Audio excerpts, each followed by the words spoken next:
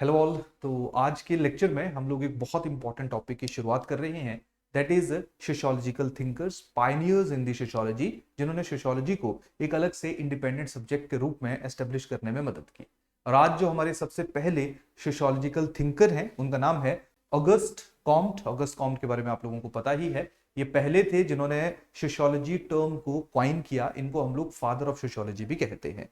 तो ऐसी कौन सी स्थितियां थी, ऐसी कौन सी सिचुएशंस थी जहां पे ऑगस्ट कॉम्ट ने सोशियोलॉजी वर्ड को क्वाइन किया और किस तरीके से इनको हम लोग फादर ऑफ सोशियोलॉजी कहते हैं? क्या इनकी थ्योरी है, क्या इनके थॉट्स हैं, क्या इनका क्रिटिसिज्म है, क्या इनकी सिग्निफिकेंस है? हर एक इंपॉर्टेंट पहलू के बारे में आज के लेक्चर में डिस्कस किया जाएगा।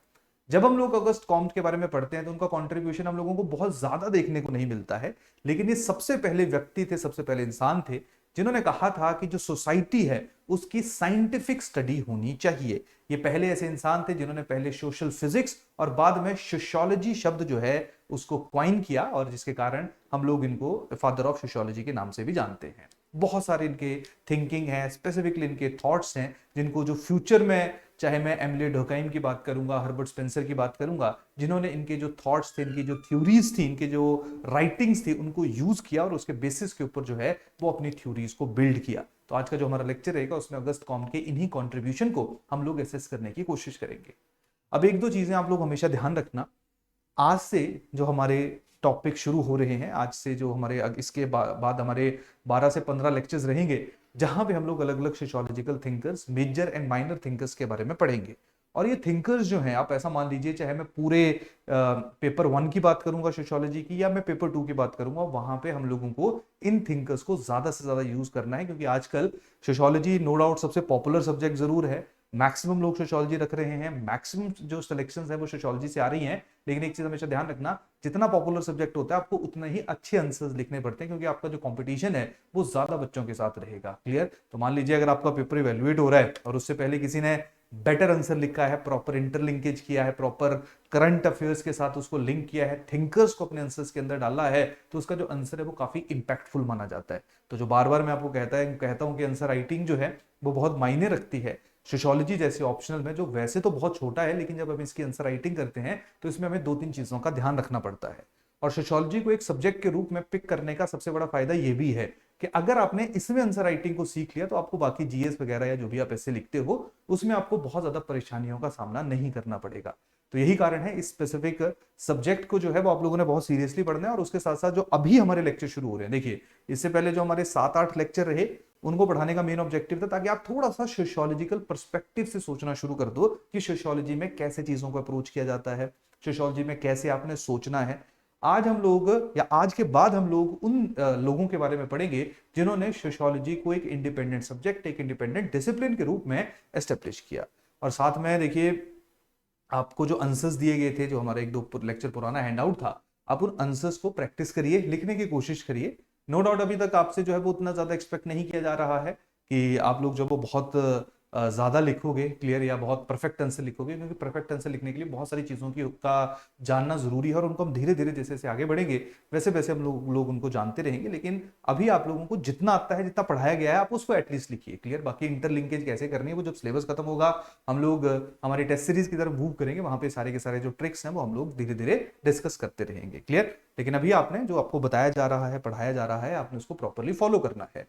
और अभी जो मैं ये पूरी डिस्कशन कर रहा हूं इसका ऑब्जेक्टिव यही है कि आने वाले जो हमारे 12 से 15 लेक्चर्स हैं जहां पे हम सोशियोलॉजिकल थिंकर्स या पायनियर्स इन द सोशियोलॉजी के बारे में डिस्कस करेंगे, आपने इनको मैक्सिमम टाइम रिवाइज करना है। क्लियर? क्योंकि अब थोड़ा सा हमारा जो अंडरस्टैंडिंग है या थोड़े से जो हमारे टॉपिक्स हैं वो थोड़े मुश्किल होंगे, बहुत ज्यादा मुश्किल तो नहीं होंगे, लेकिन थोड़ा सा आप लोगों को, क्योंकि अब हम एक इंडिविजुअल के पर्सपेक्टिव से सोशियोलॉजी को पढ़ रहे हैं, तो जब उस इंडिविजुअल के पर्सपेक्टिव से सोशियोलॉजी को या सोसाइटी को देखा जाएगा तो उसमें आप लोगों को बहुत नैरोनेस, बहुत ज्यादा रिजिडिटी देखने को मिलेगी, जिसको कभी कभी अंडरस्टैंड करना थोड़ा मुश्किल हो जाता है। लेकिन क्योंकि इन्हीं लोगों ने जो है वो सोशियोलॉजी को एक सब्जेक्ट के रूप में बिल्ड किया, तो हम लोगों को प्रॉपर इनका जो थॉट प्रोसेस है, इनकी जो थ्योरीज हैं, उनको एनालाइज करना है, उनको अंडरस्टैंड करना है और देखना है कि क्या इंपैक्ट इनका आज की मॉडर्न सोसाइटी, या क्या मॉडर्न सोसाइटी के साथ हम इन थ्योरीज को रिलेट कर सकते हैं या नहीं कर सकते हैं।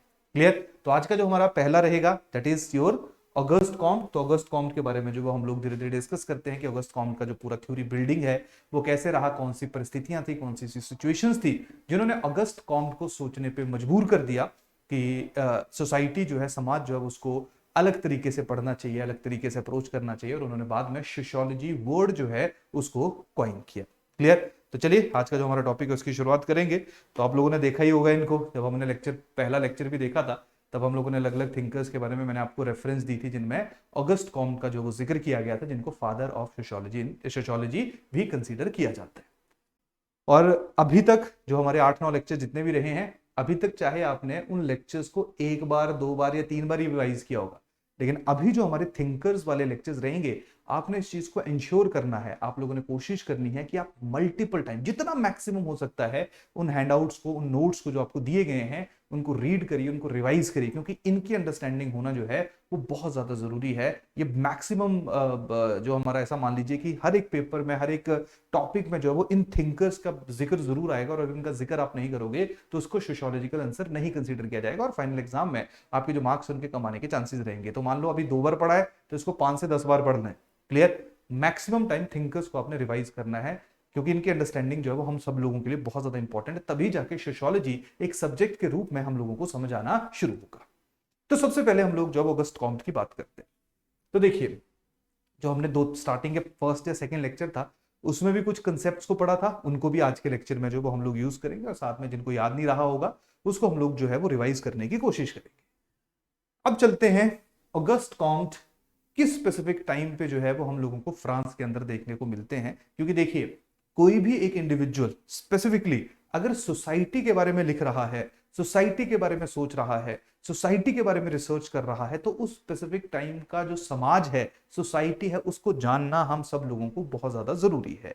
अगर मैं ऑगस्ट कॉम्ट की बात करूंगा, तो ऑगस्ट कॉम्ट जो है वो अर्ली 19th सेंचुरी में जो है वो इनकी ये पैदा हुए, और उसके बाद जो है इन्होंने अपनी जो थ्योरी बिल्डिंग है, अपनी जो रिसर्च है, उसको आगे बढ़ाना शुरू किया। लेकिन सबसे पहले हम 2-3 चीजें जो वो यहाँ पे डिस्कस कर लेते हैं। आप सब लोगों को याद होगा, क्योंकि ऑगस्ट कॉम्ट जो है वो कहां से है, ऑगस्ट कॉम्ट जो है वो फ्रांस को बिलोंग करते थे, और फ्रांस में 18th सेंचुरी के एंड तक आते आते एक बहुत बड़ा रेवोल्यूशन हो चुका था, जिसको हम लोग 1789 में एक बहुत बड़ा रेवोल्यूशन की शुरुआत हो चुकी थी, जिसको हम लोग क्या कहते हैं, जिसको हम लोग फ्रेंच रेवोल्यूशन के नाम से जानते हैं। क्लियर? और जब फ्रेंच रेवोल्यूशन हुआ, तो याद करिए, जब हम लोगों ने रेनेसां, एनलाइटनमेंट वाले टाइम पीरियड को डिस्कस किया था, तब हमने देखा था कि किस तरीके से जो फ्रेंच रिवॉल्यूशन है, उसके बाद फ्रेंच सोसाइटी के अंदर हमें बहुत ज्यादा चेंजेस जो है वो देखने को मिले। जैसे मैं कुछ एग्जांपल आप लोगों के साथ डिस्कस करता हूं। देखिए, बिफोर फ्रेंच रेवोल्यूशन और आफ्टर फ्रेंच रेवोल्यूशन, सबसे पहले अगर मैं पॉलिटिकल सिस्टम की बात करूंगा, तो पॉलिटिकल सिस्टम कैसा हुआ करता था।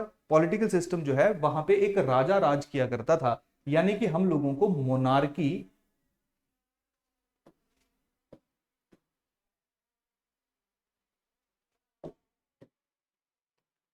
हम लोगों को मोनार्की जो है वो फ्रांस के अंदर देखने को मिलती थी, जहां पे एक राजा जो वो राज किया करता था, सारे के सारे जो डिसीजंस थे वो उसी किंग के नाम पे या जो नोबल्स थे उनके द्वारा लिए जाते थे।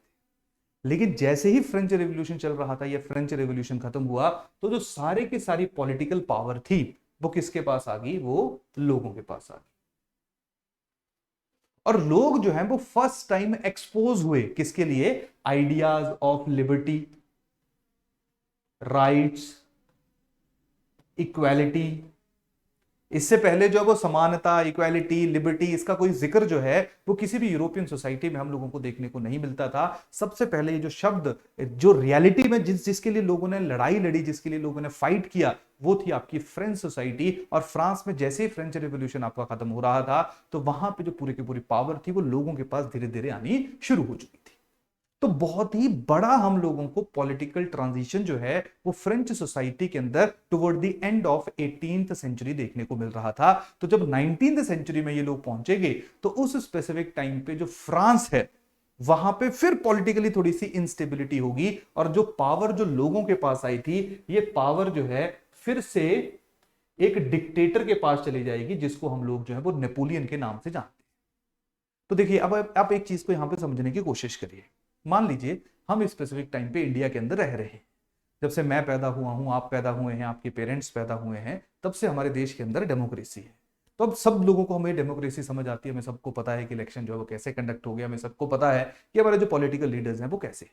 अब एक चीज इमेजिन करिए, अगर आज ऐसी स्थिति हमारे देश के अंदर बन जाती है जहां पे डेमोक्रेसी को खत्म कर दिया जाता है और एक नए तरह का पॉलिटिकल सिस्टम यहां पे इंट्रोड्यूस कर दिया जाता है। मान लीजिए जैसा सिस्टम चाइना में है कि एक ही पार्टी जो है वो वहां पे रूल कर रही है, तो हम लोगों को बहुत मुश्किल होगी। क्लियर? जो समाज है, जो सोसाइटी है, उसको वन पार्टी रूल कैसे चलेगा या कम्युनिस्ट कैसे चलेंगे, उसको समझने में जो है वो बहुत ज्यादा मुश्किलात का सामना करना पड़ेगा।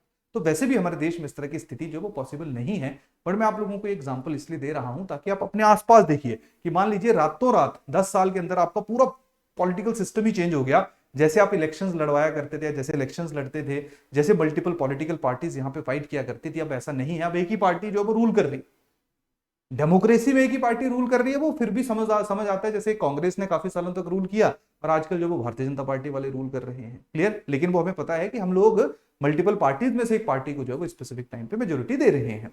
लेकिन अगर कल को ऐसा हो कि एक ही पार्टी रह जाए, बाकी सारी पार्टियां खत्म हो जाए, तो हम लोगों को बहुत ज्यादा उस चीज की अंडरस्टैंडिंग नहीं होगी, हम लोगों को बहुत ज्यादा समझ नहीं आएगा कि यार अब इसका करना क्या, क्योंकि हम लोगों को इसकी आदत नहीं है। तो अब आप खुद सोचिए कि फ्रेंच सोसाइटी जहां पे हजारों सालों से राजा राज कर रहा था, वहां पे एक तरह का पॉलिटिकल सिस्टम बना हुआ था कि राजा है, यही सारे के सारे डिसीजंस लेगा, ये राजा के मिनिस्टर्स हैं, ये पूरे के पूरी जो गवर्नेंस है उसको कैरी आउट करेंगे, लोगों की भलाई के लिए काम करना होगा तो कर लेंगे, नहीं करना होगा तो नहीं करेंगे। लोगों को उसकी आदत बन चुकी थी। लेकिन हुआ क्या कि toward the end of 18th century एक प्रॉपर ट्रांजिशन आ गया, राजा को उठा के बाहर फेंक दिया गया और पावर जो है वो लोगों के पास आ गई, या मैं ऐसा कहूं कि कुछ लोगों के पास आ गई। अब वहां पे लोगों को अब समझ नहीं आ रहा है कि अब ये जो पॉलिटिकल सिस्टम है कि ठीक है जी, लिबर्टी होनी चाहिए, इक्वालिटी होनी चाहिए, लेकिन इसका मतलब क्या है, इसको कैसे इंट्रोड्यूस किया जाएगा। और ऐसा तो है नहीं कि इक्वालिटी एक ऐसा समाज, एक ऐसी सोसाइटी जहां पे पिछले 2000 सालों से इक्वालिटी नहीं है, एक इंसान दूसरे को बराबर नहीं समझ रहा है, मेल और फीमेल में बहुत ज्यादा डिस्क्रिमिनेशन है, जहां पे मेल हमेशा अपने आप को सुपीरियर मान रहा है। आप कैसे इमेजिन करोगे कि मैंने कहा जी ठीक है सब बराबर होने चाहिए, तो लड़ तो लिए, लेकिन बाद में देखा कि मैं तो मानता नहीं उसको कि जो साथ में मेरे खड़ा है कि वो इक्वल होना चाहिए। तो जो जो फ्रेंच सोसाइटी के अंदर ट्रांजिशन आया था, जहां पे प्रॉपर क्योस मचा हुआ था, एक दूसरे के साथ फ्रांस वाले लोग जो थे, जो शायद आजादी के लिए लड़े थे, उन्होंने भी एक दूसरे के साथ जो वो लड़ना झगड़ना जो है वो शुरू कर दिया। और उसी स्पेसिफिक टाइम पे पूरी की पूरी पावर जो है वो एक डिक्टेटर के पास चली गई। वैसे नेपोलियन के अलग अलग फेसेस हैं, अगेन वो हिस्ट्री वगैरह में जो आप लोग पढ़ोगे, तो मैं यहाँ पे तो नहीं लेके जाऊंगा, लेकिन नेपोलियन के पास पावर रही 14-15 साल तक जो है उसने रूल किया। फिर इसकी मृत्यु हो गई और फिर से पावर जो है वो फ्रांस के लोगों के पास आ गई। तो जो फ्रेंच सोसाइटी थी आफ्टर द फ्रेंच रेवोल्यूशन, उसमें बहुत ज्यादा चेंजेस देखने को मिल रहे थे। और वो जो चेंजेस थे, जैसे मैंने आप लोगों को एक पॉलिटिकल चेंज का एग्जांपल दिया, तो ये जो चेंजेस थे उनके लोगों को बहुत ज्यादा समझ नहीं आ रहे थे, क्योंकि 1000 सालों से एक तरह का सिस्टम चल रहा था। फ्रेंच रेवोल्यूशन के बाद पूरा सिस्टम ही चेंज हो गया था ना। उनको राइट्स की बात पता चलती थी कि राइट का मतलब क्या है, कि राइट का मतलब कि सारे बराबर हैं, सभी को वोटिंग का अधिकार दिया जाए। तो भाई कैसे हो जाएगा ऐसे? क्लियर? क्योंकि उस जमाने में, उस सोसाइटी में, या जो मैं यूरोपियन सोसाइटी की बात करूंगा, तो वहां पे बहुत ज्यादा क्लास डिविजन्स हुआ करते थे। क्लियर? जो पहले मान लीजिए नोबल था या मान लीजिए जमींदार था, वो एक्सेप्ट ही नहीं करेगा कभी कि जो उसके खेतों में कोई काम कर रहा है उसको जो वो इक्वल वोटिंग का राइट दिया जाए। तो बहुत ज्यादा इशू जो है वो हम लोगों को फ्रेंच सोसाइटी के अंदर आफ्टर फ्रेंच रेवोल्यूशन देखने को मिलते थे। पहली बात समझ आई? क्लियर? दूसरी बात, अगर मैं सोसाइटी की बात करूंगा, तो बिफोर फ्रेंच रेवोल्यूशन सोसाइटी जो है वो अलग अलग क्लासेस में डिवाइडेड थी। अलग अलग क्लासेस का मतलब क्या था? याद होगा आप लोगों को 3 एस्टेट्स जब हम लोगों ने डिस्कस की थी। क्लियर? कि एक जो थे वो रिलीजन वाले थे, क्लेर्जी थी, दूसरे जो थे वो नोबल्स हुआ करते थे, और मैक्सिमम लोग जो थे वो आप लोगों के थर्ड एस्टेट में आया करते थे। क्लियर? और सारे का सारा जो बर्डन है वो थर्ड एस्टेट के ऊपर हुआ करता था। याद रखिए, जो पूरी फ्रेंच सोसाइटी थी वहां पे जो धर्म के रिप्रेजेंटेटिव थे, कैथलिक्स थे, यानी कि Christian missionaries, Christian religious representative थे, वो भी ताकतवर थे। राजा तो ताकतवर था, धर्म के लोग बहुत ताकतवर थे। क्लियर? उसके साथ साथ जो मिनिस्टर हुआ करते थे वो बहुत ताकतवर थे। जो बाकी 98% लोग रह गए, जो वर्कर हैं, लॉयर्स हैं, टीचर हैं, आम लोग हैं, उनके पास जो है वो ज्यादा पावर नहीं हुआ करती थी, और सारे का सारा टैक्स का बर्डन जो है वो बियर किया करते थे। और उन्हें 98% जो है उन्होंने आगे चल के जो है वो फ्रेंच रिवॉल्यूशन को कैरी आउट किया। लेकिन खुद सोचिए कि मान लो कोई लॉयर है, कोई एजुकेशनिस्ट है, कोई टीचर है, अगर उसने लीडर के रूप में फ्रेंच रिवॉल्यूशन को लीड किया होगा तो वो एक्सपेक्ट भी करेगा ना कि उसी के पास जो वो पावर रहे या वही जो है वो लोगों के लिए डिसीजंस ले, जिसके कारण अलग अलग गुट जो हैं वो हम लोगों को फ्रांस के अंदर देखने को मिले हुए थे। और सबसे बड़ी बात थी कि जो फ्रेंच सोसाइटी थी उसको बहुत ज्यादा अंडरस्टैंडिंग नहीं हो रही थी, उसको बहुत ज्यादा समझ नहीं आ रहा था ये जो पूरी ट्रांसफॉर्मेशन हो रही थी कि जी पहले तो इनइक्वालिटी थी, आज कह रहे हैं कि सब बराबर हैं, तो सब बराबर हैं तो ये कैसे हो सकता है। तो फ्रेंच रिवॉल्यूशन जो था उसने फ्रांस की सोसाइटी के अंदर जो वो बिल्कुल एब्रप्ट चेंजेस जो थे वो इंट्रोड्यूस कर दिए थे। चाहे पॉलिटिकल चेंजेस की बात की जाए, चाहे सोशल चेंजेस की बात की जाए, कि ये जो class division before French revolution हुआ करता था, इस तरह का क्लास डिवीजन जो है वो अब आफ्टर फ्रेंच रेवोल्यूशन देखने को नहीं मिल रहा है। अब सवाल आएगा कि फ्रांस जो है वो उसमें कैसे जो है वो किसके पास पावर दी जाएगी, अगर आप ये कंसीडर कर रहे हो कि किसी भी तरह की क्लास जो है वो इस स्पेसिफिक टाइम पे एग्जिस्ट नहीं कर रही है। और जैसे मैंने आपको बताया कि जो थर्ड एस्टेट थी उसमें भी कुछ पढ़े लिखे लोग थे जो ये क्लेम करते थे या जो चाहते थे कि पावर जो है उनके पास रहे। तो जो पावर स्ट्रगल चल रहा था समाज के अंदर, सोसाइटी के अंदर, इसने जो स्थिति थी फ्रांस के अंदर उसको बहुत ज्यादा अनऑर्गेनाइज्ड, क्लियर, या अनसिस्टमाइज्ड जो है वो कर दिया हुआ था। क्लियर, तो समाज में बहुत ज्यादा स्थिरता देखने को नहीं मिल रही थी। सिमिलरली अगर मैं इकोनॉमी की बात करूंगा तो इकोनॉमिक डेप्रिवेशन बहुत ज्यादा थी। Clear, no doubt industrial development होनी शुरू हो गई थी, लेकिन इंडस्ट्रियल डेवलपमेंट थोड़ी सी बाद में होनी शुरू हुई। पॉवर्टी, गरीबी बहुत ज्यादा थी। तो पहले लोगों को आस दी गई कि जी देखिए रेवोल्यूशन करते हैं, जो अमीर लोग हैं जिनके पास सारी जमीनें हैं वो हम अपने पास ले लेंगे, सब लोगों में जमीनें डिस्ट्रीब्यूट हो जाएंगी और सारे लोग जो वो खुश खुश रहेंगे। तभी तो लोग खड़े हुए थे अगेंस्ट दी रूलर। क्लियर, बाद में उनको उन्होंने देखा कि यार दैट इज नॉट पॉसिबल, ऐसा हो ही नहीं सकता है, क्योंकि अल्टीमेटली जो थोड़ा पावरफुल होगा वो जमीन, लैंड जो है वो अपने पास रखेगा। तो जो बिल्कुल वीक था, बिल्कुल पुअर था, पुअर इंसान था, इंडिविजुअल था, उसके पास जो वो किसी भी तरह की लैंड बाद में नहीं आई। तो जो फ्रेंच रेवोल्यूशन के बहुत ज्यादा ऐसे प्रोमिसेस भी थे जिनको नहीं निभाया गया, जिसके कारण जो गरीब था, जो वर्कर था, वो और ज्यादा डिप्राइव हो गया, वो और ज्यादा पुअर हो गया। और हम लोगों को बहुत ज्यादा material poverty and cultural poverty जो वो देखने को मिलती है। कल्चरल पॉवर्टी का मतलब क्या है कि फ्रेंच रेवोल्यूशन जो है वो इस चीज के ऊपर भी लड़ी गई कि धर्म जो है वो उसमें कुछ नहीं रखा हुआ है। क्लियर, धर्म के जो रिप्रेजेंटेटिव या धर्म के जो ठेकेदार है उनको साइड करो, इंसान जो वो सबसे ज्यादा इंपॉर्टेंट है, इंसान के अंदर जो भी क्वालिटी होनी चाहिए। तो जो रिलीजन हुआ करता था, जो कि उनके कल्चर का, जो धर्म था, जो उनके कल्चर का बहुत बड़ा हिस्सा था, अब रिलीजन को वो साइड कर चुके थे, यानी कि रिलीजन की उतनी ज्यादा इंपॉर्टेंस नहीं हुई थी। तभी उन्होंने इकट्ठे होकर जो है वो राजा के खिलाफ लड़ाई लड़ी थी।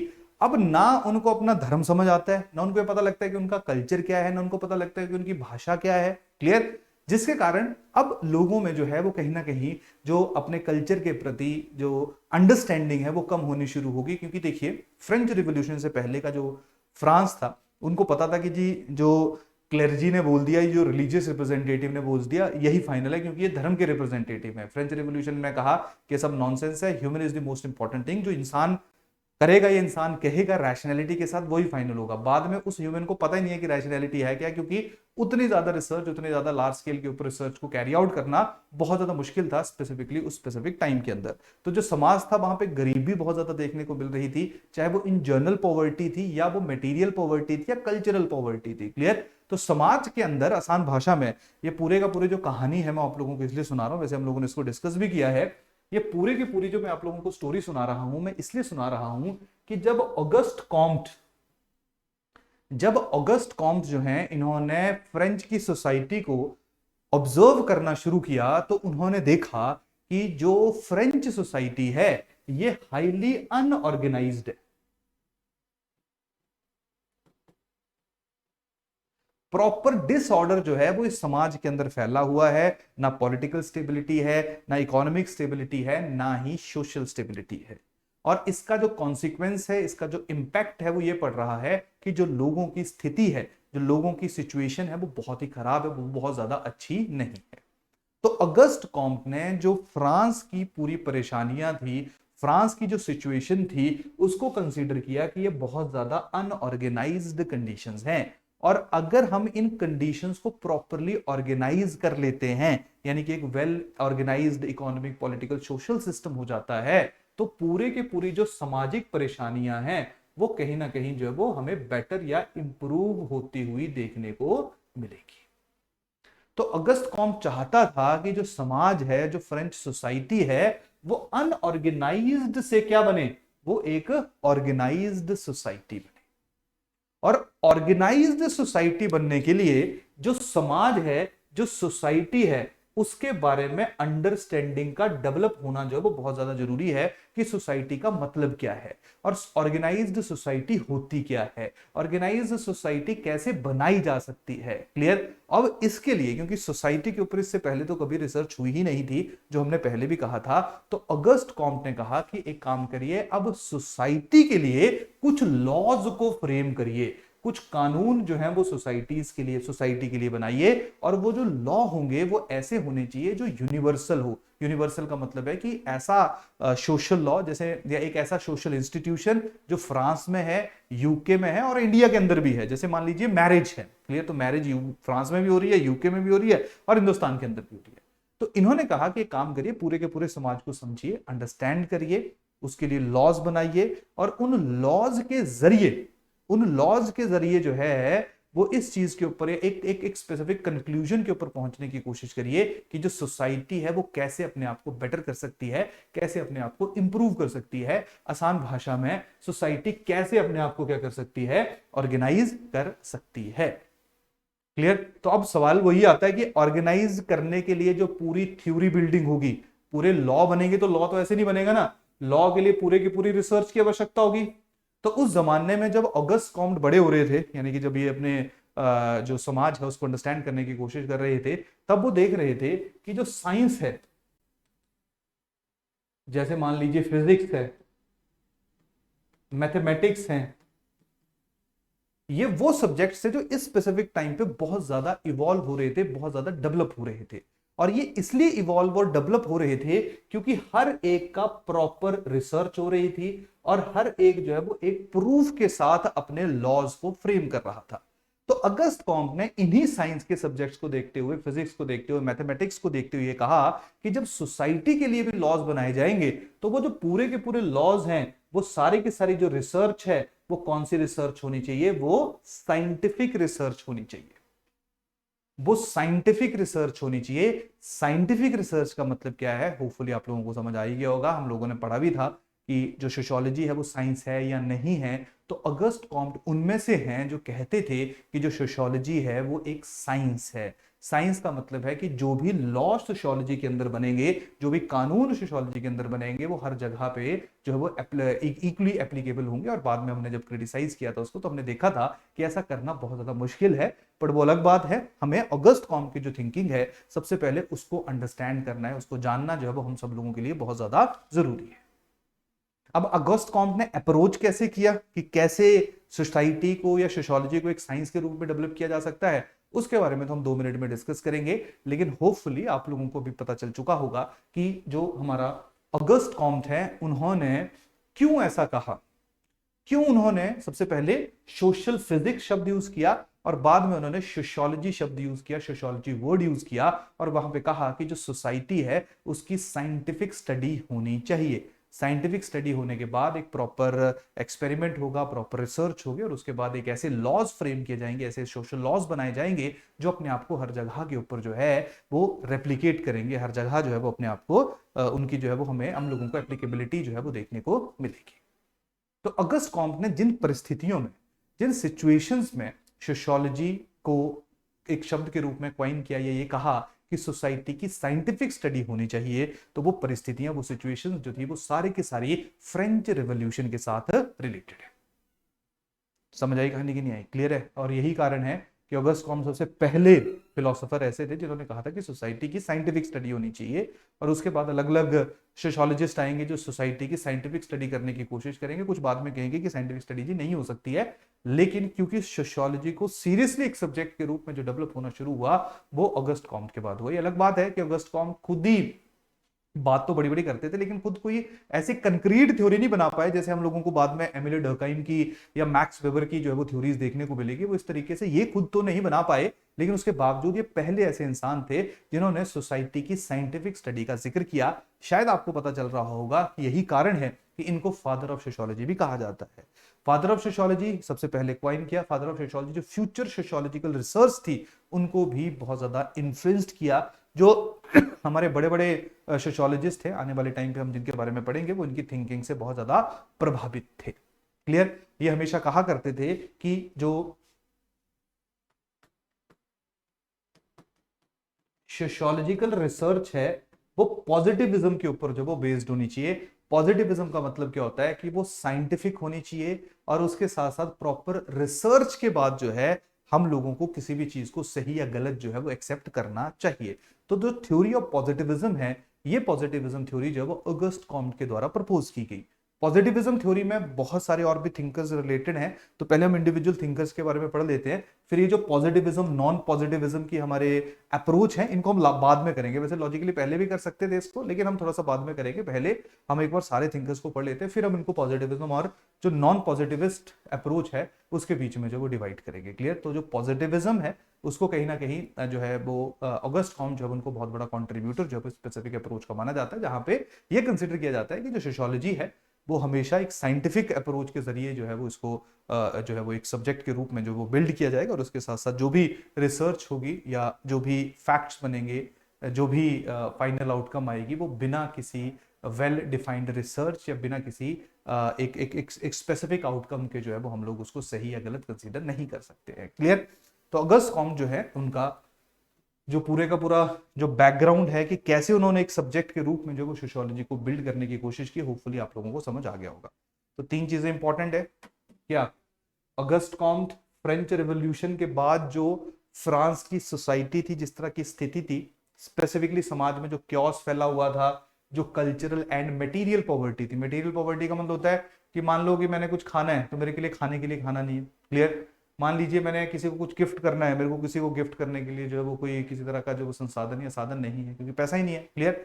कल्चरल पॉवर्टी मैंने आप लोगों के साथ डिस्कस कर ली कि कल्चरल डेप्रिवेशन हो चुकी थी, कि पहले तो ठीक है जी, फ्रेंच रेवोल्यूशन से पहले हम भगवान की तरफ देख लेते थे, या जो क्लेर्जी थी या जो ये अपने चर्च के अंदर बैठने वाले लोग थे उनसे पूछ लेते थे कि जी ये परेशानियां बताओ क्या किया जाए, वो बता देते थे कि जी भगवान ने ऐसा कहा हुआ है, तो हम उसको सच मानते थे। पर फ्रेंच रेवोल्यूशन में उन आइडियाज को भी चैलेंज किया गया, हमने खुद मिलकर उस क्लर्जी को साइड किया, तो अब आप बताइए कि हम उनकी बात को कैसे सही मानेंगे। तो कहीं ना कहीं कल्चरली जो है वहां पे भी जो फ्रेंच सोसाइटी थी वो एक दूसरे के साथ रिलेट नहीं कर पा रही थी, क्योंकि उनका जो इमीडिएट कल्चर था उसको उन्होंने बहुत, या जो साइंटिफिक डेवलपमेंट्स हो रही थी या जो हमारा रेनेसां वाला पीरियड था, उसने बहुत ज्यादा जो रिलीजियस डॉगमास थे उनको चैलेंज करना शुरू कर दिया था, और लोग जो थे वो धर्म से थोड़ा सा दूर जा रहे थे। और धर्म जो पिछले 2000 सालों से या 1800 सालों से जो है वो उस स्पेसिफिक सोसाइटी का एक बहुत ही इंपॉर्टेंट हिस्सा था, जब वो नहीं रहेगा तो कहीं ना कहीं जो है वो कल्चरल पॉवर्टी हमें उस एरिया में देखने को मिलेगी।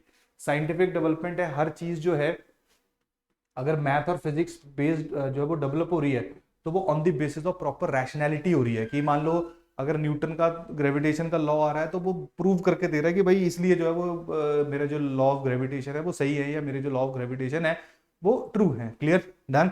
तो प्रॉपर रैशनैलिटी के साथ जो वो लॉज की डेवलपमेंट हो रही है। तो ऑब्वियस बात है अगस्त कॉम्ट ने भी क्या किया, अगस्त कॉम्ट ने फ्रेंच रिवोल्यूशन के बाद स्पेसिफिकली जो मटेरियल और कल्चरल पॉवर्टी के साथ जो है वो उसका सोल्यूशन, जो साइंटिफिक डेवलपमेंट उस स्पेसिफिक टाइम पे हो रही थी, तो वहां पे उसने कहा कि जो सोसाइटी है, जो समाज है, उसको प्रॉपर साइंस की तरह जो है हम लोगों को अंडरस्टैंड करना चाहिए, साइंस की तरह जो है ऑब्जर्व करना चाहिए। और इस तरीके से सोशियोलॉजी की जो साइंटिफिक डेवलपमेंट है, ये एक सब्जेक्ट के रूप में डेवलपमेंट है, उसकी शुरुआत जो है वो हम लोग होते हुए देखते हैं। क्लियर? यहां तक कहानी सबको समझ आ रही? डन? तो ये वो वाले फैक्टर्स हैं जिन फैक्टर्स के बाद या जिन फैक्टर्स के कारण सोशियोलॉजी ने अपने आप को एक सब्जेक्ट के रूप में इमर्ज किया।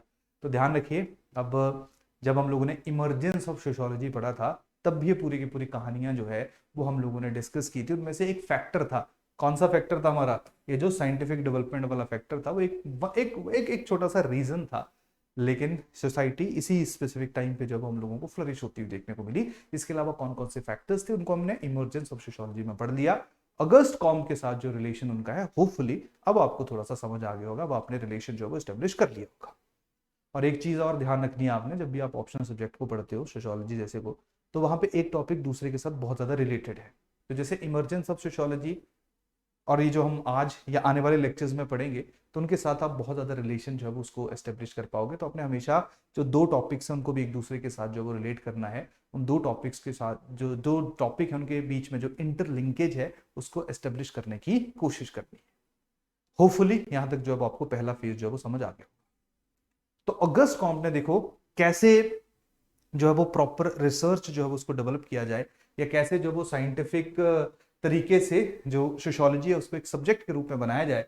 तो उसके लिए देखो सबसे पहले तो पहला तो उनका बेसिक प्रीमाइस क्या था कि जो नॉलेज ऑफ सोसाइटी है, किसी भी सोसाइटी के बारे में अगर हम जानना चाहते हैं तो उसके लिए प्रॉपर साइंटिफिक इन्वेस्टिगेशन होनी चाहिए। साइंटिफिक इन्वेस्टिगेशन का मतलब क्या होता है कि जहां पे पहले आपने कुछ पैरामीटर डिफाइन कर लेने कि भाई इनके बेसिस के ऊपर जो वो हम लोग इस समाज को अंडरस्टैंड करने की कोशिश करेंगे। दूसरा है हमने साथ साथ ऑब्जर्व करना है उन लॉज को जिनके कारण social stability and social change होता है। अब यहां पे दो शब्द आ रहे हैं, एक है सोशल स्टेबिलिटी। अब मैं आपको इसको भी एग्जांपल के जरिए समझाता हूं, और एक है सोशल चेंज। तो जो अगस्त कॉम्ट है ना उसने सोशल स्टेबिलिटी एंड जो सोशल चेंज है, ठीक है, या सोशल डायनेमिसिटी है या सोशल डायनेमिक है, डायनामिज्म है, उसको जो है वो कंसीडर किया अपनी थ्योरी बिल्डिंग में। अब एक चीज समझना, अब जैसे मैं फ्रेंच सोसाइटी का एग्जांपल देता हूं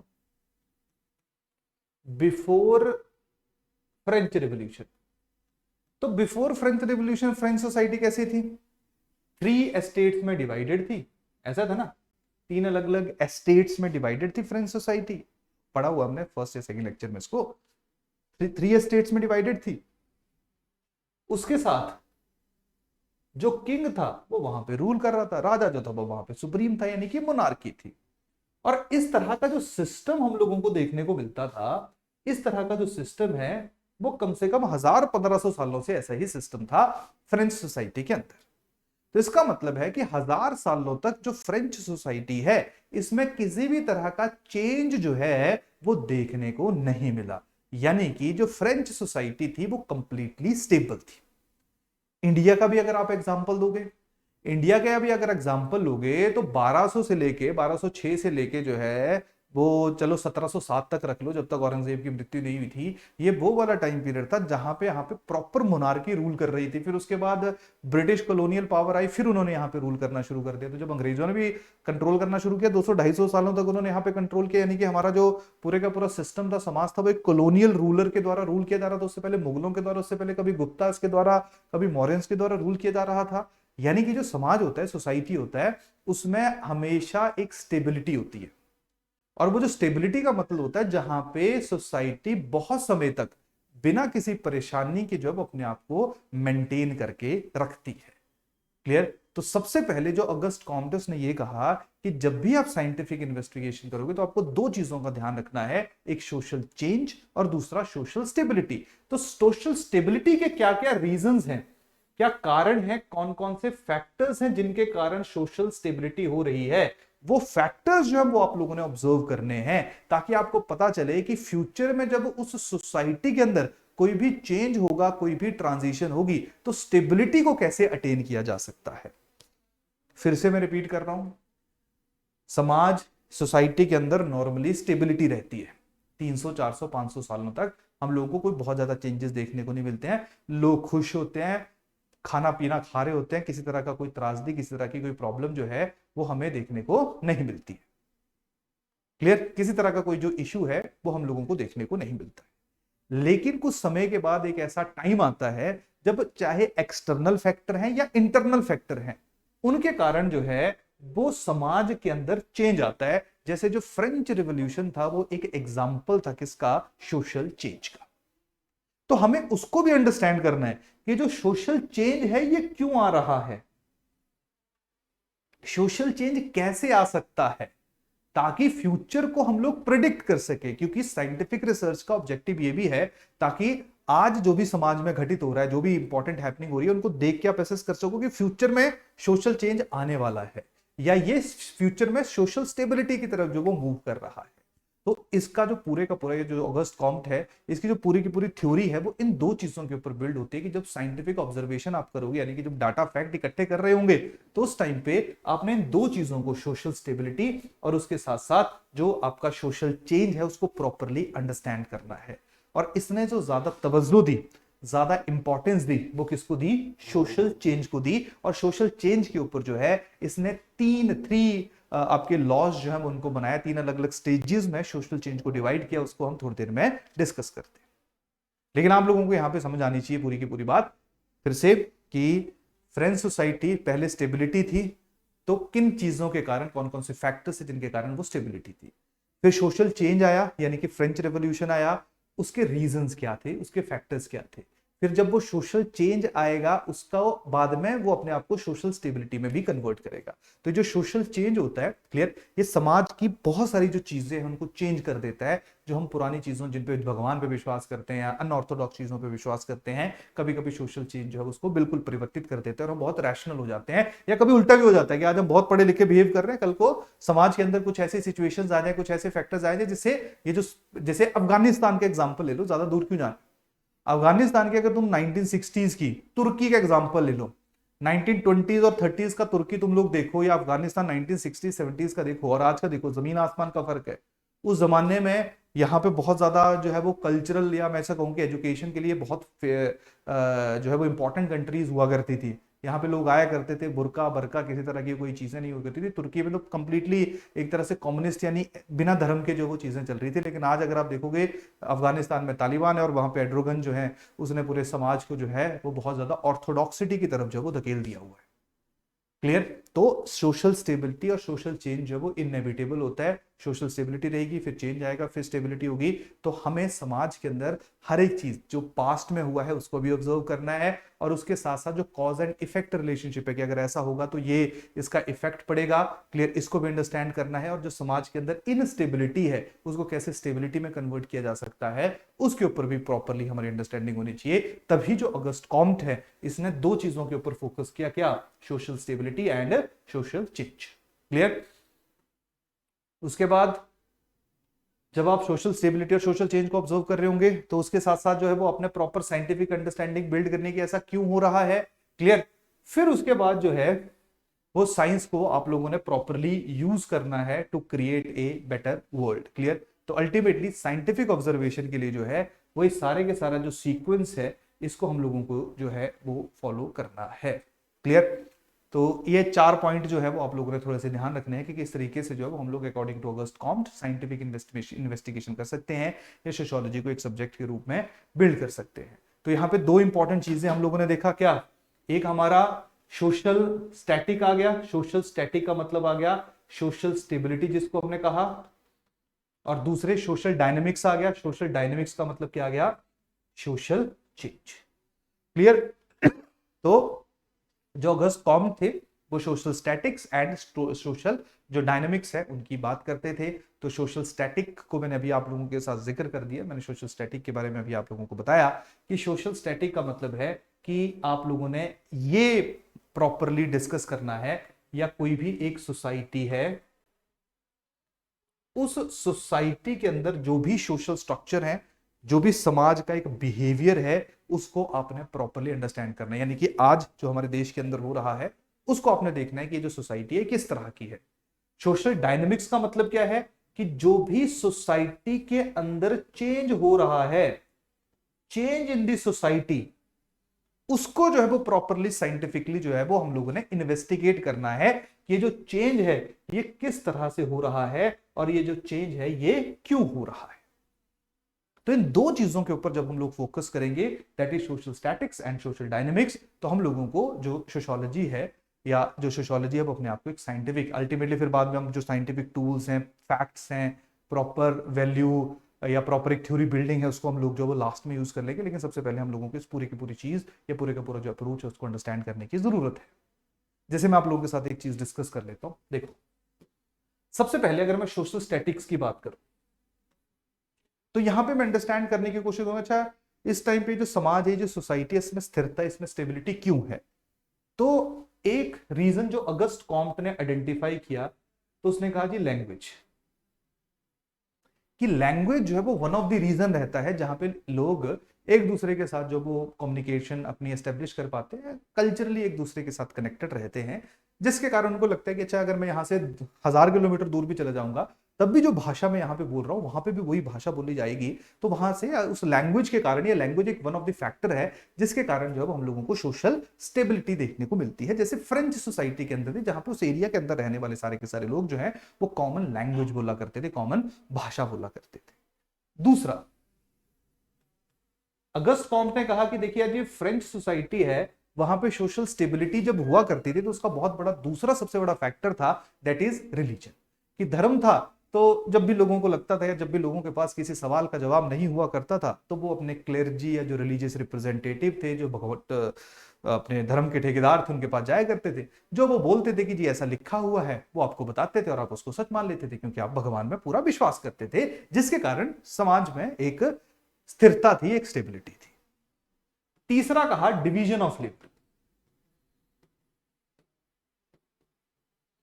डिवीजन ऑफ लेबर तो याद रखो, जो फ्रेंच सोसाइटी थी उसमें प्रॉपर डिवीजन ऑफ लेबर था। क्लियर?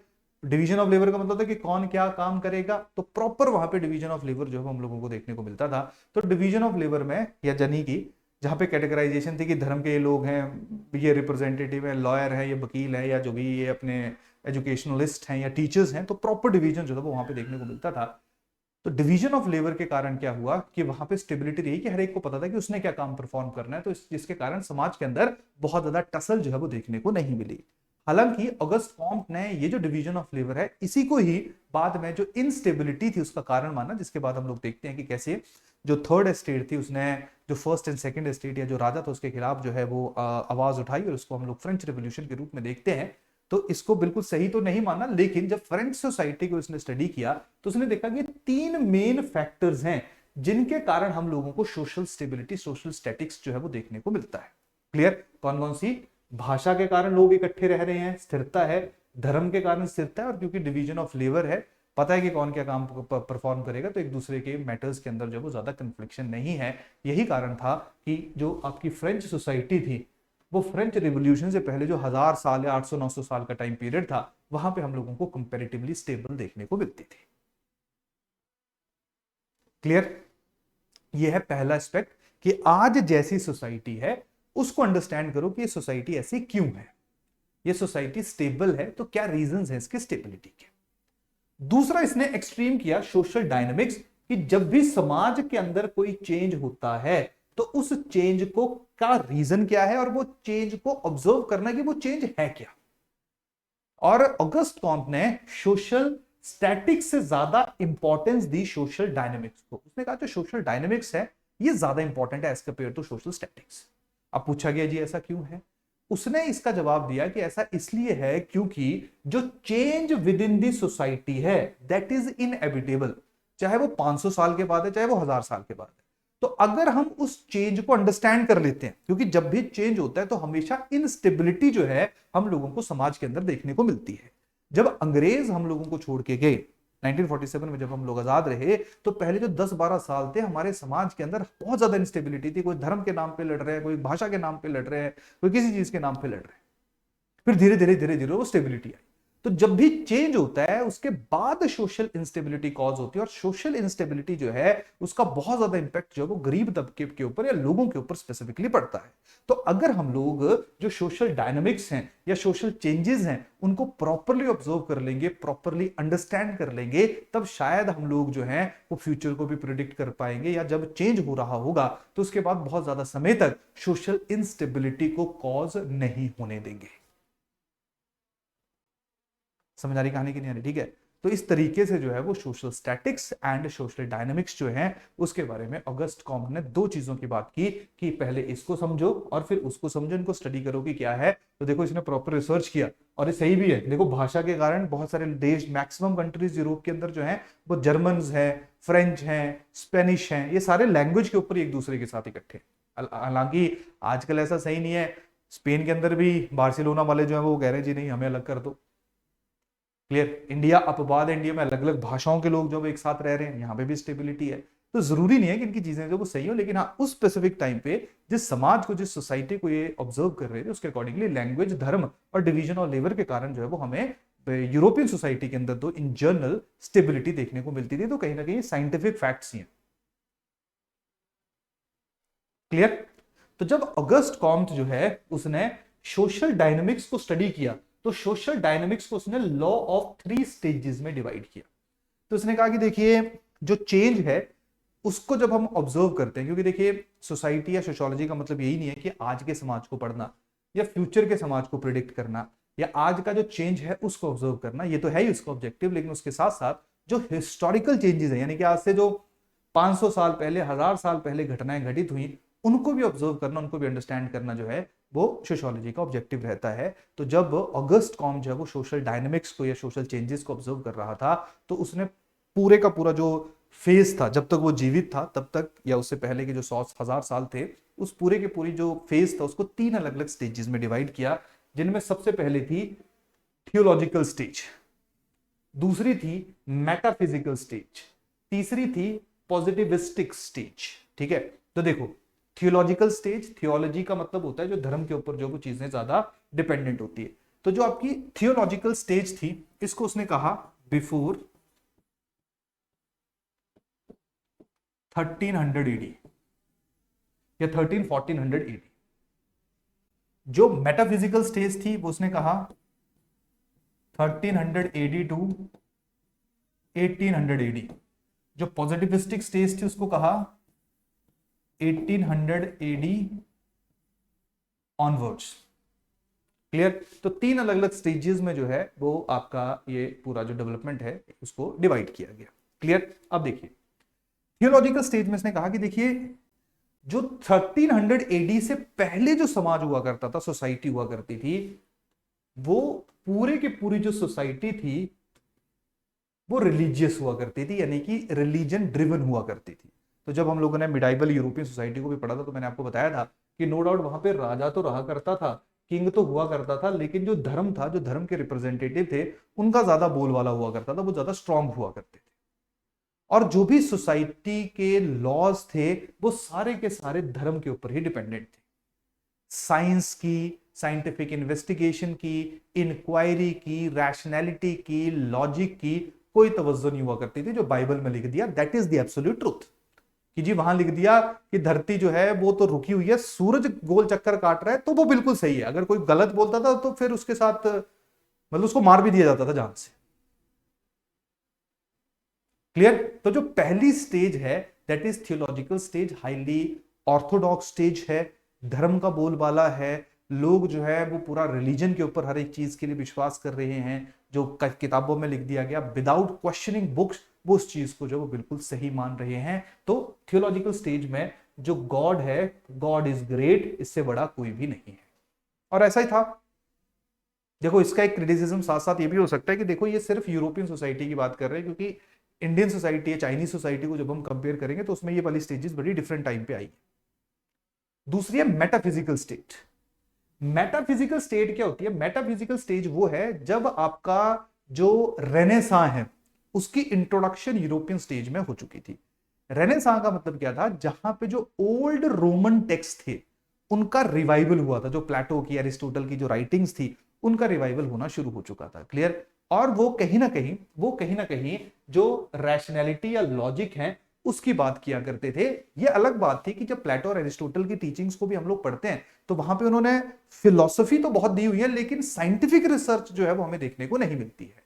तो जैसे कि अब ये क्या करेंगे, या जब आपका 1300 और 1800 एडी के बीच का टाइम पीरियड आएगा तो ये क्या करेंगे, जो ओल्ड आइडियाज हैं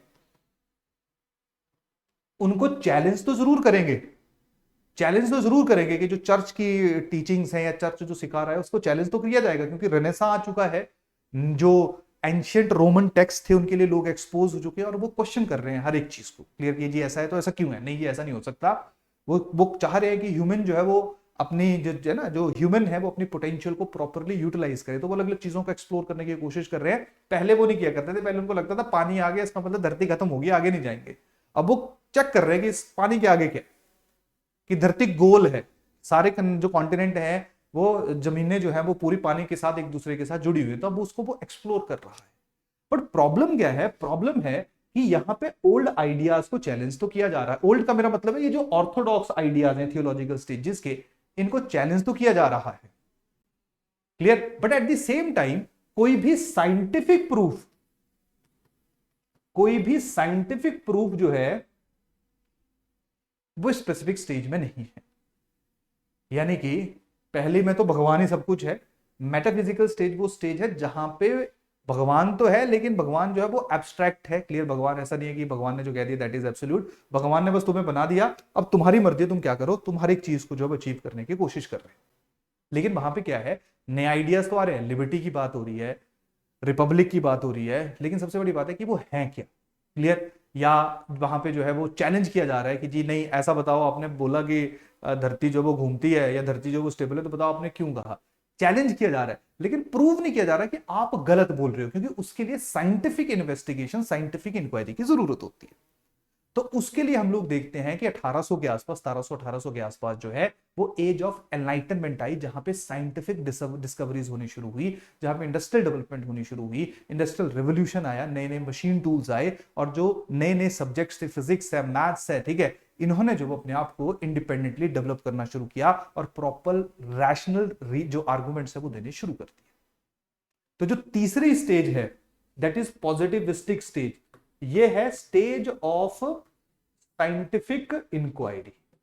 तो आप ऐसा मानिए बिफोर रेनेसां, ये रेनेसां के टाइम पे जब चैलेंज हो रहा है तो मेटाफिजिकल स्टेज, और जब आपकी एनलाइटनमेंट आ गई, क्लियर, जब साइंटिफिक इंक्वायरी आनी शुरू होगी, साइंटिफिक डेवलपमेंट होनी शुरू होगी, फिजिक्स मैथ्स डेवलप होने शुरू होगी, उसी स्पेसिफिक टाइम पे जो अगस्त कॉम्ट थे उसने क्या कहा, उसने पॉजिटिविस्टिक स्टेज की बात की। उसने कहा कि जो पॉजिटिविज्म है, क्लियर, यानी कि साइंटिफिक इंक्वायरी है या प्रॉपर फैक्ट्स बेसिस रिसर्च जो है वो हम लोगों को सोसाइटी की करनी चाहिए। और इसी स्टेज में जो है वो क्या कहा गया, इसी स्टेज में जो है वो सोशियोलॉजी को एक इंडिपेंडेंट सब्जेक्ट के रूप में जो वो बिल्ड या डेवलप करने की बात की जाए। तो पॉजिटिविस्टिक स्टेज आसान भाषा में देखो क्या है, देखिए पहली स्टेज है नो रैशनैलिटी ऑर्थोडॉक्सिटी, दूसरी है no orthodoxy, clear, no orthodoxy, clear, no rationality क्योंकि साइंटिफिक डेवलपमेंट नहीं है। ये क्या है, no orthodoxy, no orthodoxy, full rationality, full scientific development, full scientific research. तो जो ये वाली स्टेज है इसको इसने कहा कि ये चेंज है। देखिए थियोलॉजिकल से मेटाफिजिकल, मेटाफिजिकल से पॉजिटिविस्टिक, तो चाहता है कि ये वाली स्टेज रहे। अगर ये वाली स्टेज रहेगी यानी कि हर चीज को एक साइंटिफिक तरीके से देखा जाएगा, साइंटिफिक तरीके से लॉज बनेंगे, तो समाज जो है वो खुश रहेगा। समाज में जो इंस्टेबिलिटी देखने को मिली थी फ्रेंच रेवोल्यूशन के टाइम पीरियड या फ्रेंच रेवोल्यूशन के बाद, वो इंस्टेबिलिटी जो है वो नहीं रहेगी, लोग खुश रहेंगे, सब बढ़िया रहेगा।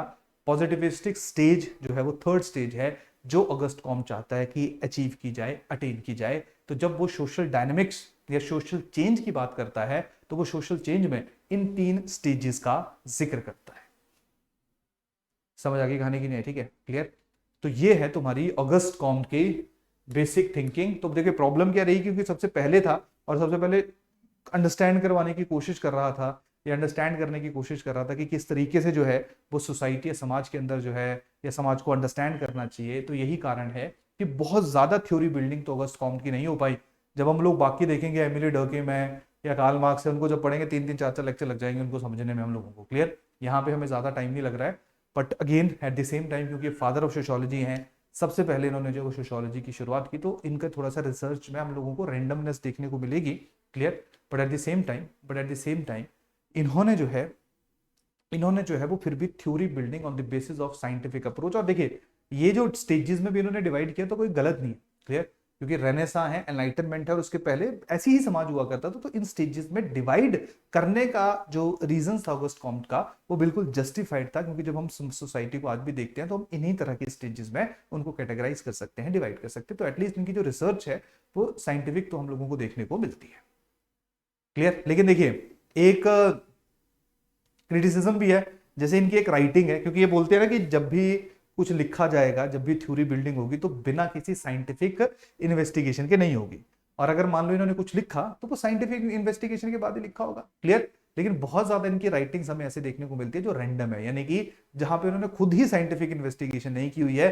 जैसे मैं आपको एक एग्जांपल देखता हूँ, इनकी किताब है पॉजिटिव फिलोसफी। तब इन्होंने कहा कि यार जब कभी भी जो ह्यूमन है उसको स्टार्स का केमिकल कॉम्पोजिशन पता नहीं चल सकता, उनको पता ही नहीं चलेगा कि जो स्टार्स हैं वो किस चीज से मिलके बने हुए हैं। लेकिन जब अब आज हम लोग देखते हैं तो हमें पता है कि स्टार जो है वो कैसे बनते हैं, क्या उनकी फॉर्मेशन है, किस तरह का मटेरियल जो है वो हम लोगों को देखने को मिलता है, क्लियर। तो स्पेक्ट्रोस्कोपी की सहायता से जो है वो ह्यूमन ने स्टार का जो कॉम्पोजिशन है उसको अंडरस्टैंड करना शुरू कर दिया था। तो कहीं ना कहीं जो ऑगस्ट कॉम्ट हैं उनको, उनकी जो थ्योरी है वो हम लोगों को फेल होती हुई देखने को मिलती है। इस स्पेसिफिक टाइम पे जो मेटाफिजिकल है या पॉजिटिविस्टिक है, आज इसको ज्यादा एक्सेप्ट नहीं किया जाता, लेकिन जैसे मैंने आपको बताया कि इसका एक फायदा भी है कि जो काफी मॉडर्न या काफी फ्यूचर थिंकर्स जो हम लोग आगे भी पढ़ेंगे, तो कहीं ना कहीं उनकी प्रिमाइस जो है वो अगस्ट कॉम्ट की जो टीचिंग है उनके ऊपर देखने को मिलेगी। क्लियर? और इन्होंने ज्यादा जो है वो प्रॉपर जो है वो रिसर्च नहीं की है। इनको भी एक्यूज किया जाता है अगस्ट कॉम्ट को कि कहते तो कि साइंटिफिक रिसर्च करनी है, लेकिन इनकी खुद ही साइंटिफिक नहीं थी। ये करते थे ऑब्जर्व करते थे पैटर्न को और उसी ऑब्जर्वेशन के ऊपर अपनी थ्योरी जो वो बिल्ड कर देते थे। लेकिन जो हमारी थ्योरी बिल्डिंग है उसमें ऑब्जर्वेशन है, एक्सपेरिमेंटेशन है, फिर साइंटिफिक जो मेथड्स हैं उनकी इंट्रोडक्शन, इस तरह के स्टेप्स जो आने चाहिए। लेकिन ये क्या करते थे, ऑब्जर्व करके उसी से ही इंटरफेरेंस निकाल लेते थे कि दैट इज द ट्रूथ, जो कि सही बात नहीं थी। क्लियर? तो इनको जो है, जैसे जो प्रोफेसर टेमोशेव पाइन्स हैं, इन्होंने जब उसको इसी स्पेसिफिक जो ग्राउंड है उसके ऊपर जो है वो क्रिटिसाइज किया हुआ है। क्लियर? और उसके साथ साथ जो रॉलिन चैम्बलिस है, उन्होंने भी जो कॉम्टे हैं उनको कहा था कि ये सोशल फिनोमिना जब उनकी साइंस बनाना चाहते हैं, लेकिन ये खुद ही कभी भी कोई ऐसा मेथड नहीं बता पाए, कोई ऐसा रिसर्च पेपर पब्लिश नहीं कर पाए जिससे रियलिटी में कोई भी सोशल फिनोमिना है उसके पीछे का जो साइंटिफिक रीजंस है उसके बारे में हम लोगों को पता लगे। तो जो आपके रॉलिन चैम्बलिस हैं, इन्होंने कहा कि ये बड़ा यूटोपियन का मतलब है कि यार तुम्हें लग रहा है कि सब बहुत बढ़िया है या बहुत अच्छा हो जाएगा, लेकिन जैसे मैं मानूं कि हम सब बहुत ज्यादा खुश हैं, तो शायद ये मेरा एक यूटोपियन ड्रीम हो गया, क्योंकि that is not the reality कि हर चीज अच्छी नहीं हो सकती है। तो इस ग्राउंड के ऊपर भी जो है वो इनको क्रिटिसाइज किया गया। But at the same time, जैसे मैंने आपको बताया कि इन्होंने जो फ्यूचर सोशियोलॉजिकल थिंकर्स उनको इंस्पायर किया, पहले ऐसे इंसान थे जिन्होंने इस स्पेसिफिक वर्ड को जो है वो क्वाइन किया और उसके ऊपर रिसर्च करने की शुरुआत की। इनको मॉडर्न या फर्स्ट मॉडर्न फिलोसोफर भी कहा जाता है। सबसे पहले जो है वो उन्होंने जब समाज के ऊपर जो है वो अपनी थ्योरी को जो है बिल्ड करना शुरू किया। ये कारण जब एंथ्रो वगैरह पढ़ाई जाती है फिलोसफी, वहां पे भी जो अगस्ट कॉम्ट है इनका जिक्र जरूर किया जाता है। क्लियर?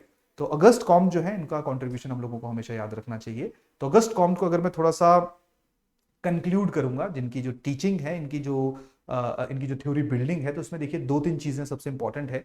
सबसे पहले जो मेन क्रक्स है, अगर मैं अगस्ट कॉम्ट एक थिंकर की बात करता हूं जो हमारे लिए काम का है, सबसे पहले अगस्ट कॉम्ट वो है जिन्होंने साइंटिफिक जो मेथड्स यूज किए जा रहे थे फिजिक्स में ना मैथमेटिक्स में, उसको सोसाइटी के अंडरस्टैंडिंग में यूज करने की जो वो कोशिश की, यानी कि सोसाइटी को एक साइंस की तरह पढ़ा जाए, सोशियोलॉजी को एक साइंस की तरह पिक किया जाए, पहला। दूसरा, इन्होंने जब सोशियोलॉजी को एक साइंस के रूप में पिक किया जाए, उसमें दो चीजों का जिक्र किया। सबसे पहला है सोशल स्टैटिक्स, दूसरा है सोशल डायनेमिक्स, यानी कि social stability and social change. तो उन्होंने सोशल स्टेबिलिटी क्यों है उसके तीन फैक्टर्स दिए। वो क्या क्या थे? Language, religion, division of labour.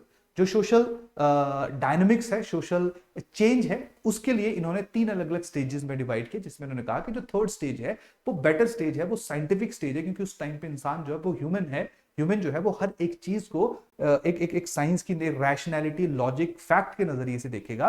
तो जब अगर इंसान हर एक चीज को रैशनैलिटी से, फैक्ट से देखेगा, तो कहीं ना कहीं उसकी जो जिंदगी में परेशानियां वो नहीं होंगी, एक बेटर सोसाइटी, एक बेटर समाज जो वो बन सकता है। तो उसने इन ये जो दो या तीन चीजें हैं, इनके ऊपर हम लोगों को ध्यान रखने की जो वो आवश्यकता है, साइंस के ऊपर, social change and social statics के ऊपर, और तीसरा जो तीन स्टेजेस बनी, ठीक है, जिसमें आपकी जो है वो थियोलॉजिकल है, मेटाफिजिकल है, और तीसरी जो है वो आप लोगों की कौन सी है? पॉजिटिविस्टिक है। इन तीन चीजों के ऊपर जो आप लोगों ने ध्यान रखना है, क्योंकि अगस्ट कॉम्ट की जो पूरी की पूरी टीचिंग्स हैं वो इन्हीं के ऊपर आधारित है। क्लियर? तो ये था हमारा पहले छोटा सा थिंकर। वैसे नॉर्मली नहीं भी करवाते हैं, क्योंकि जब पॉजिटिविज्म करवाऊंगा मैं तब इनका आ जाएगा सारे का सारा, लेकिन फिर भी मैं चाहता था कि आप लोग फिर धीरे धीरे हम लोग छोटे थिंकर, बड़े थिंकर सब करें, क्योंकि एग्जाम में थोड़ा सा जो अनप्रिडिक्टेबिलिटी है, क्लियर, वो ज्यादा होती हुई जा रही है। इवन जैसे कुछ सिलेबस में चीजें नहीं भी लिखी होती हैं, वो भी हम लोगों को जो एग्जाम के अंदर देखने को मिल जाती हैं। तो यही कारण है, हम लोग कोशिश यही करेंगे कि हमारी जो कवरेज हो वो काफी ब्रॉड हो, थोड़ी हॉलिस्टिक कवरेज हो, ताकि आप लोगों को जो वो ज्यादा प्रॉब्लम का एग्जाम के अंदर जो वो सामना ना करना पड़े। और जैसा कि मैंने आपको बताया भी था कि किताब वगैरह ज्यादा पढ़ने की जरूरत नहीं है, जो पढ़ाया जा रहा है आप उसको ढंग से पढ़ लीजिए। एक बार इसको खत्म कर लेते हैं। क्लियर? कोशिश करेंगे कि हम इसको जो हमारा टाइम है उससे पहले खत्म कर ले, ताकि आपके पास रिवीजन के लिए समय बचे। टेस्ट आप लिखो, और फिर तब मैं आपको जो लास्ट के 2 महीने बचेंगे जनवरी फरवरी वाले, क्लियर, उन 2 महीनों में जो है वो बुक मैं आपको तब रिकमेंड भी कर दूंगा ताकि आप थोड़ा सा और एक्स्ट्रा नॉलेज जो भी लो। लेकिन ध्यान रखिए आपको हर चीज मैनेज करनी है, आपको जीएस मैनेज करना है, आपको करंट अफेयर्स मैनेज करना है, आपको ऑप्शनल भी मैनेज करना है। ऑप्शनल का रोल बहुत ज्यादा रहता है क्योंकि जीएस में मोर और लेस हम लोग देखते हैं कि सेम ही जो मार्क्स हैं, सेम ही नंबर जो है वो हमें देखने को मिलते हैं, लेकिन ऑप्शनल जो है वो आजकल 20-20 30-30 नंबर का गैप डाल देता है। तो आप लोगों ने भी एटलीस्ट उस पोजीशन में अपने आप को रखना है कि आपको के लिए ऑप्शनल जो है डिसएडवांटेज ना रहे। और सोशियोलॉजी पॉपुलर ऑप्शनल है, सक्सेसफुल ऑप्शनल है, but at the same time जितना सक्सेसफुल ऑप्शनल होता है उतना ही आपको और ज्यादा ध्यान से चीजों को पढ़ना होता है, क्लियर। तो एक पॉजिटिव चीज भी होती है कि नंबर कम नहीं आएंगे ऑप्शन की वजह से, लेकिन एक नेगेटिव चीज भी है कि आपको मेहनत भी करनी है क्योंकि बहुत सारे बच्चे जो हैं इसके ऊपर एफर्ट कर रहे हैं, बहुत सारे बच्चे जो हैं वो इसके ऊपर पूरी मेहनत कर रहे हैं, क्लियर। तो ये था आज का हमारा लॉजिक, सॉरी लॉजिक नहीं लॉजिक और बोलते बोलते यही शब्द निकल गया। ये था आज का हमारा टॉपिक। नेक्स्ट लेक्चर में जो है वो हम लोग एमिले डर्किम के बारे में पढ़ेंगे, उसके बाद जो हम कार्ल मार्क्स के बारे में पढ़ेंगे। ये दो आई थिंक हमारा काफी समय लेंगे। मैक्स वेबर है, ये 2-3 थिंकर ऐसे हैं, बड़े इंपॉर्टेंट थिंकर हैं, इनके बारे में काफी गहराई में जो है वो हम लोगों को पढ़ना पड़ेगा और इनके बारे में जो है वो हमें पता होना चाहिए, क्लियर। लेकिन देखिए मैं बार बार वही चीज रिपीट कर रहा हूँ कि आपने क्या चीज करनी है, आपने अब मल्टीपल टाइम, यानी कि अगर आप हैंडआउट को पहले 2 बार पढ़ रहे थे तो अभी आपने 4-5 बार पढ़ना है, बार बार रिवाइज करो। रिवीजन इज द की, क्योंकि जब हम ये थिंकर कर लेंगे और पेपर 2 में भी जाएंगे या पेपर 1 के बाकी चैप्टर्स भी करेंगे तो आपको थोड़ा सा इशू आएगा उस टाइम पे थिंकर्स के साथ रिलेट करने में, क्योंकि थिंकर्स हमें वहां पे लेके जाने पड़ेंगे। तो अगर हम क्लास में साथ में लेके चले जाएंगे वहां पे तो आंसर राइटिंग में हमें प्रॉब्लम नहीं रहेगी, क्लियर। तो आपने इनको ज्यादा जो है वो अच्छे तरीके से कवर करना है ताकि अगर मैं रेफरेंस भी लूँ तो आपको याद रहे। नहीं तो बहुत बार रहता है कि रेफरेंस दी जाती है, बच्चे भूल जाते हैं क्योंकि पढ़ा नहीं होता है ढंग से।